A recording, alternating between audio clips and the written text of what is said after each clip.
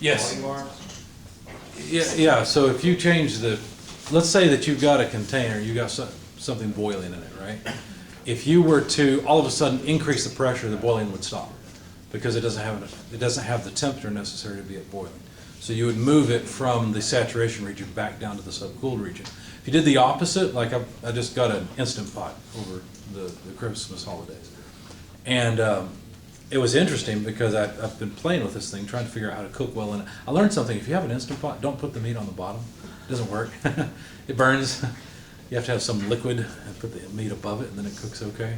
Anyway, I really enjoy this thing because I get to play with steam, right? I get to heat up the water and watch steam come out and then try to close the valve. And it's interesting because I teach this class. But if you think about it, if you have the Instant Pot, which is just basically a pressure cooker combined with a crock pot is what it really is, and some programming on the front of it. Well, if you think about what's happening there, as the water temperature goes up, and it's a sealed volume, well, the pressure also rises. And so if you end up opening the valve to relieve the pressure, the water can be at, in a liquid subcooled phase, right, or a region. But as soon as you open the bypass valve or the exhaust valve, then the pressure drops, and now the water has plenty of energy to boil, and so steam comes out. So there's a very quick transformation from liquid to vapor. Fortunately, it doesn't all happen at once, or it would just destroy itself. Water well known. Other substances whose crystal structure is of an open tetrahedral type also, there's more than I thought. If we can trust extronics, whoever they are. Looks like decent information, so let's see. Silicon is one. Gallium, germanium, antimony, they don't know the percent expansion, but apparently it does. Bismuth, I thought that was one. Acetic acid, does anybody know what the other name for acetic acid? Vinegar? Vinegar, that's Oh, right. that's a vinegar. Vinegar? That's vinegar, that's exactly what it is. So apparently there's more than I thought there were. I don't know if this is a exhaustive list or not either. That's what happens if you don't do peer rate, you don't run off enough gas. All right. So we can expand the PV or TV diagrams to include those regions. And of course we can look at them from other directions. We can look at the behavior of substances on a P versus T diagram. And of course you probably know that some substances sublimate, right? So like carbon dioxide goes directly from the solid to vapor. Have you ever seen water sublimate? It's really interesting. I have. You have to do it at lower pressure. In fact, in general, you always have to reduce pressure to observe sublimation, which is technically going from solid to vapor, and deposition, which is going from vapor to solid. But you can do it. There's the triple point someone was talking about, observing the triple point. I'd like to do all of this. Let me look into it and see if there's some way we can play around with all that. Now, one thing that's really interesting, what we're looking at here, this line separates liquid from vapor. But it's just a line, whereas before, we had a whole dome to separate liquid from vapor. In fact, we had a mixture in between the two. I don't really care for any of these diagrams, and we could go through more detail on this. What I really like is the PVT surface, because once I saw this and understood it, I realized that this is actually very important, because the water, for example, will exist only somewhere on this surface. And there's even a surface back here you can't really see. But there's our vapor dome. And what's nice about this surface is it includes vapor, solid, and liquid, all three phases, on a pressure, volume, temperature diagram. I really like this. I'd like to have, you know what? We could also, what if we were to 3D print a cube that was accurate to represent, say we have temperature units here from probably too large a range, but something from, I don't know, 0 Kelvin up to 300 Kelvin, okay? And we could mark it off to indicate where you're at. And the same thing on volume and pressure, have actual units where you could locate a point and try to read off on the measuring stick axis what the properties would be. I think that would be interesting. I don't know how you'd make a nice surface, though, in CAD to do that. If any of you have any ideas of how to do that, we can certainly make it part of our project or part of our, something for credit, if you're interested. Never thought of that till now, I just think that would be neat. This is for substances that expand on freezing, here's substances that contract. And the solid-liquid region here is kind of like the vapor dome, in that that's where two phases exist. And this one has one too, you just can't see it, it's on the back side. That's why I'd like to be able to turn this around and look at it. I think that would be neat. And the critical point then is at the top of the vapor dome. And if we look at this from the side, then it becomes this point right here. Whereas the triple point is the triple line. And you understand that if we're looking at just pressure versus temperature, we're looking at the solid from this direction, seeing the side view of the vapor dome, and seeing the triple point instead of the triple line. So, anyway, I really like this. And what helped me was realizing that the substance cannot exist anywhere except on the surface. And so once I plot a particular point, basically I've selected, say, a temperature and a volume. The pressure is a dependent variable. And what really helped me, too, to understand this is that it's not that we human beings have decided that it should be this way.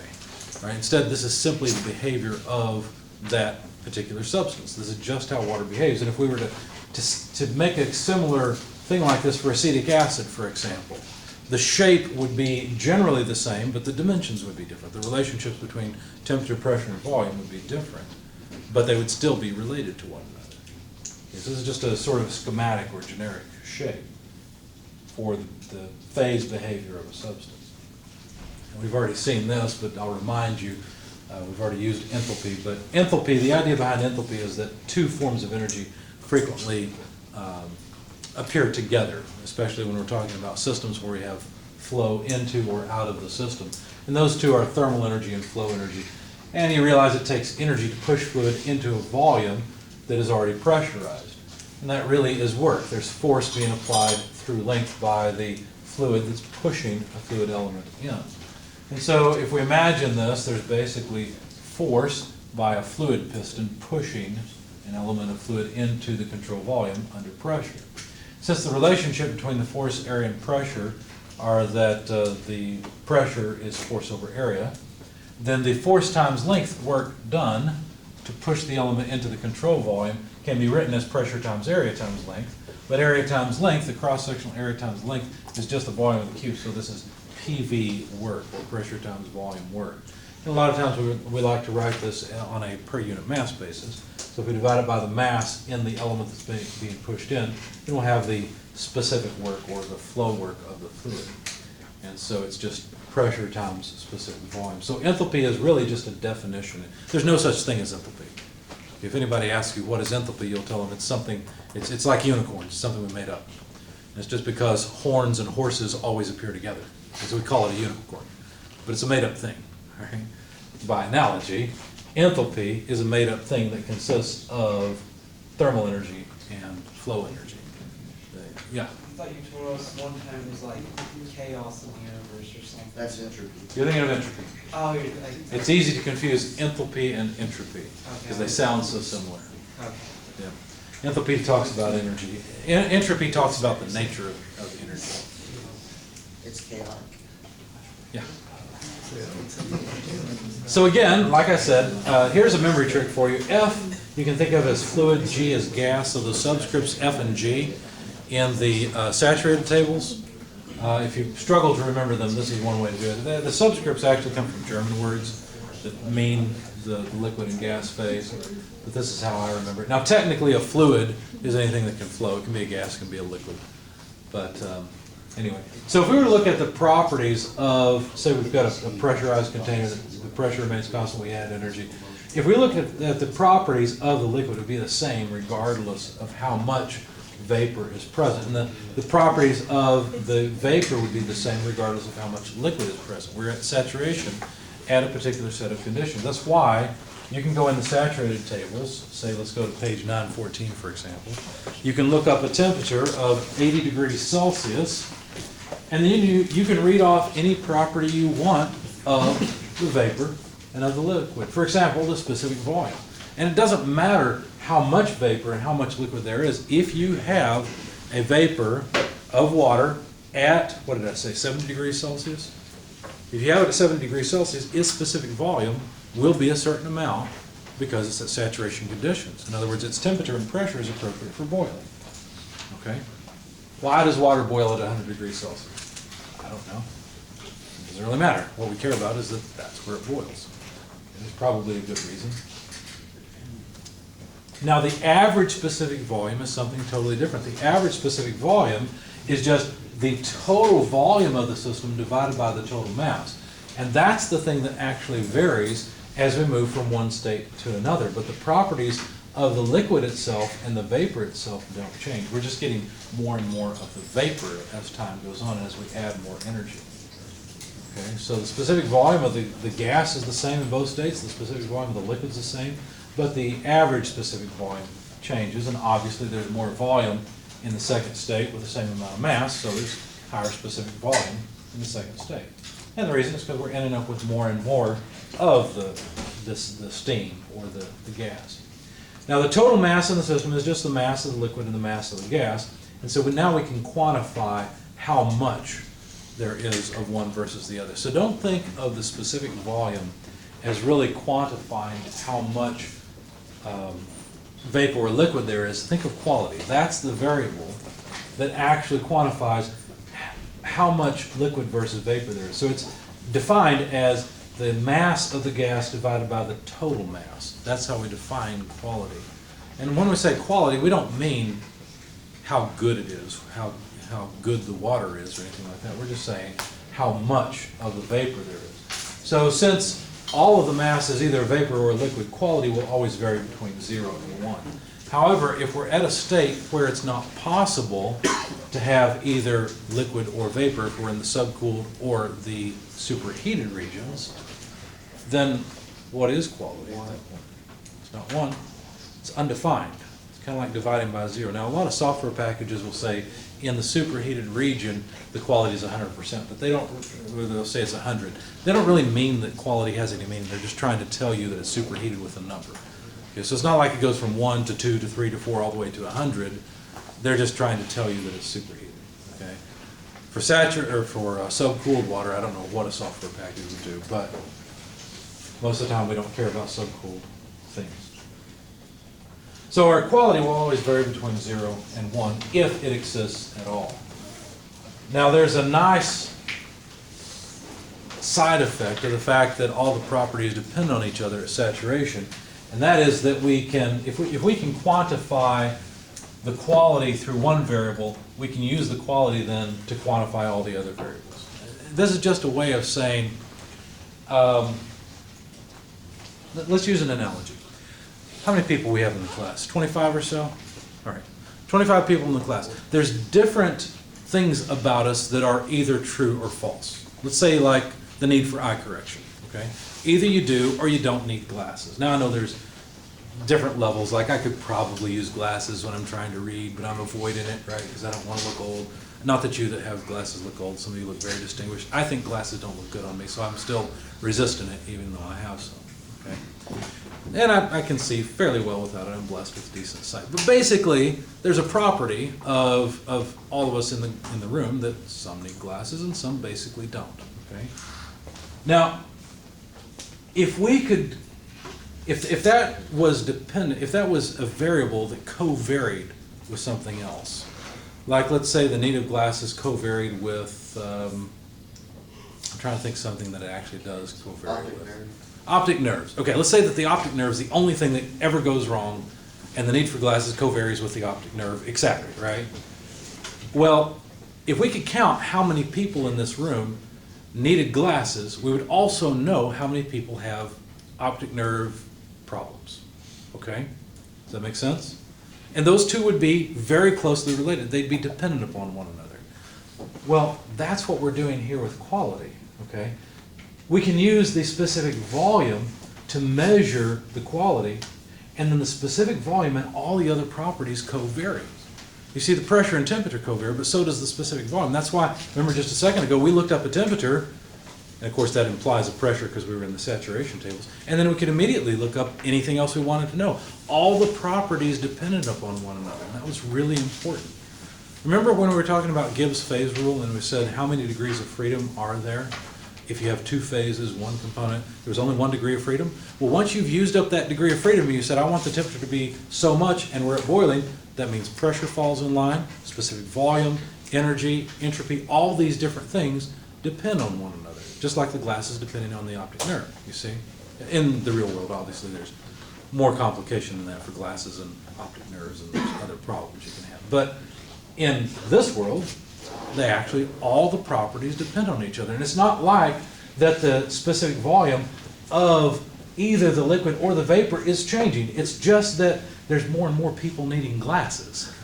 You see, in other words, there's more and more liquid going into the vapor phase and more ending up over here. So there's an average, right? We could calculate the average number of people that need glasses, and maybe there's, I don't know, let's say there's, say half and half.